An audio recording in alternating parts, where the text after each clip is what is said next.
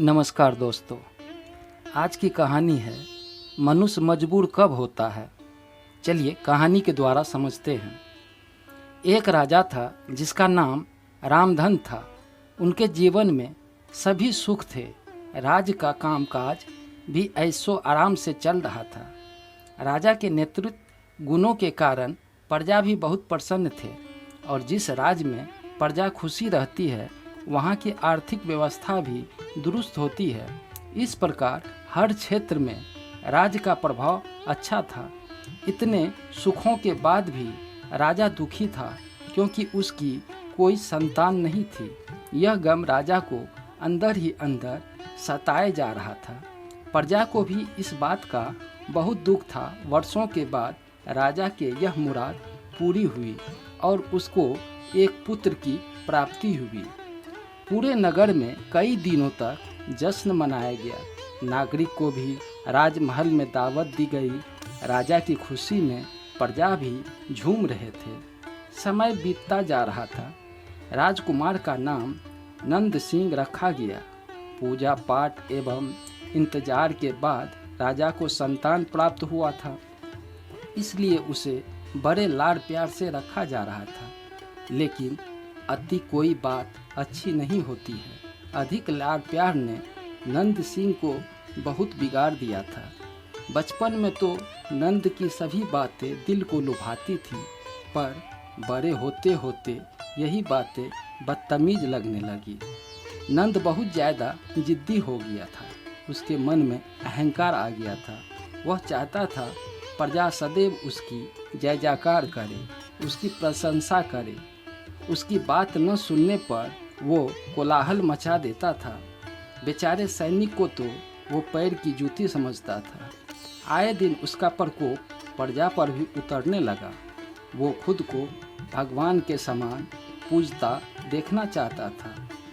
आयु तो बहुत कम थी, लेकिन अहम कई गुना बढ़ चुका था।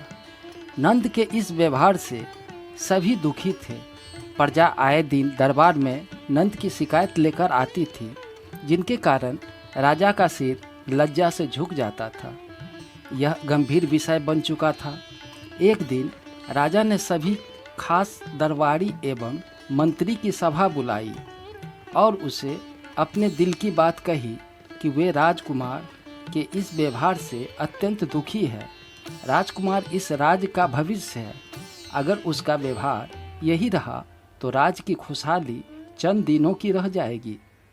दरबारी राजा को समझाया और कहने लगा कि आप हिम्मत रखें, वरना प्रजा निसहाय हो जाएंगे। मंत्री ने सुझाव दिया कि राजकुमार को एक उचित मार्गदर्शन एवं सामान्य जीवन के अनुभव की ज़रूरत है। आप उन्हें गुरुकुल राधागुप्त के आश्रम भेज दीजिए।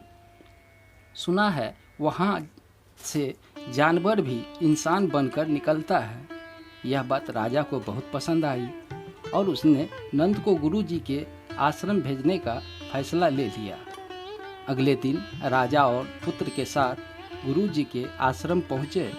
राजा ने गुरु राधागुप्त साथ अकेले में बात की और नंद के विषय में सारी बात कही। गुरुजी ने राजा को विश्वास दिलाया कि वे अब अपने पुत्र से मिलेंगे, तब उन्हें गर्व महसूस होगा। गुरुजी के ऐसे शब्द सुनकर राजा को शांति महसूस हुई और वे अपने पुत्र को आश्रम में छोड़कर राजमहल लौट आए। अगले दिन सुबह गुरु के खास चेले द्वारा नंद को भिक्षा मांगकर खाने को कहा गया, जिसे सुनकर नंद ने साफ इनकार कर दिया। चेले ने कह दिया कि अगर पेट भरना है तो भिक्षा मांगनी होगी और भिक्षा का समय भी शाम तक का ही है, अन्यथा भूखा रहना पड़ेगा। नंद ने अपनी अकड़ में चेले की बात नहीं मानी और शाम होते होते उसे भूख लगने लगी, लेकिन उसे खाने को नहीं मिला। दूसरे दिन उसने भिक्षा मांगना शुरू किया। शुरुआत में उसके बोल के कारण उसे कोई भिक्षा नहीं देता था, लेकिन गुरुकुल में सभी के साथ बैठने पर उसे आधा पेट भोजन मिल जाता था। धीरे धीरे उसे मीठे बोल का महत्व समझ में आने लगा और करीब 1 महीने के बाद नंद को भरपेट भोजन मिला, जिसके बाद उसके व्यवहार में बहुत से परिवर्तन आए।